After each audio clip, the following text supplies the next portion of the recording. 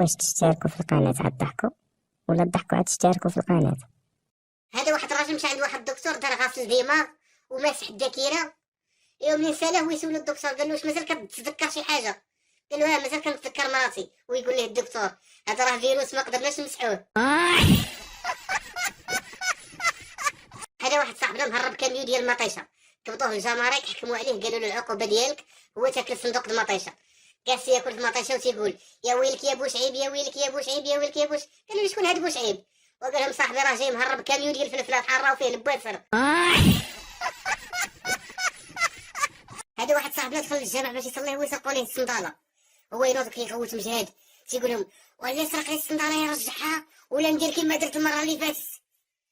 هذاك اللي سرق الصنداله خافوا ويردها له حتى خرج من الجامع بقى كيسولو قالوا له شنو درتي المره اللي فاتت؟ قال لهم مشيت للدار حفيان.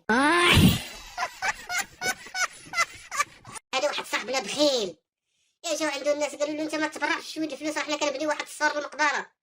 قال لهم انا ما عمرني سمعت شي ميت هرب. هذا واحد اتصل بصاحبه قال له فينك؟ قال له راني في السبيطار.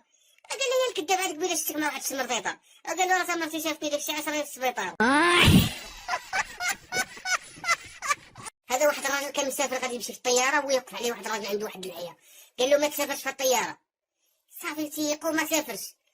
هو جالس في الدار ويسمع في الاخبار بلي ديك الطياره راه طاحت. دوز واحد السيمانه هو غادي يركب في الطاكسي ويوقف عليه نفس الراجل قال له ما تركبش في الطاكسي ما ركبش ديك الطاكسي. زادت وحشي ديك الطاكسي يتقلب.